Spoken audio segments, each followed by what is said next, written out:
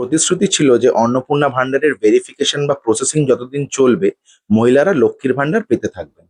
আপনারা মে মাসে লক্ষ্মীর ভান্ডারের টাকা পেয়েছেন? আচ্ছা, ছেড়ে দিন অন্নপূর্ণা ভান্ডারের বিশাল ভেরিফিকেশন প্রসেস, কিন্তু বার্ধক্য ভাতা, বিধবা ভাতা এগুলোতে তো তেমন বাজবিচার নেই।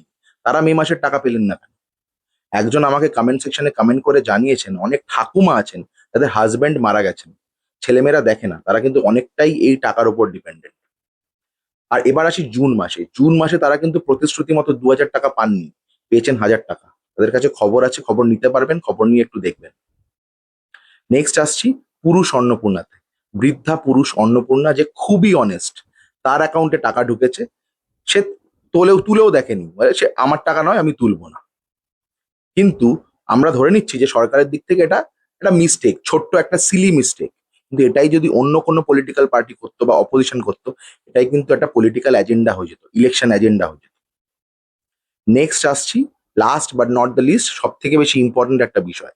দেখা যাচ্ছে পাড়ায় পাড়ায় সরকারের কিছু কর্মী, তারা কিন্তু সরকারি চাকুরিজীবী নয়, সরকারের কিছু কর্মী এই অন্নপূর্ণা ভান্ডারের ফর্ম ফিল আপ করতে হেল্প করছেন, না তারাই ফর্মটা জমা নিচ্ছে।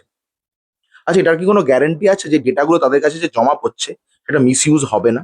তাদের কাছে কিন্তু সব ডেটা আগে ভাগে পৌঁছে যাচ্ছে, সে অ্যাকাউন্ট নাম্বারই হোক, আইএফএসসি কোড হোক, প্যান নাম্বার হোক, আধার নাম্বার হোক বা ভোটার কার্ডই হোক, সব ডেটা কিন্তু আগে ভাগে পৌঁছে যাচ্ছে। এটা যে সাইবার ক্রাইমে পরিণত হবে না তার গ্যারান্টি কি সরকারের কাছে আছে? থাকলে নিশ্চয়ই জানাবেন। আর যারা এই লাস্ট যে অন্নপূর্ণা ভান্ডারের টাকা দেওয়া হলো 28 লক্ষ মহিলাকে, তারা কারা? তাদের ডেটা কিন্তু জনগণের জানা উচিত। তারা কারা যারা এই টাকাটা পেলেন?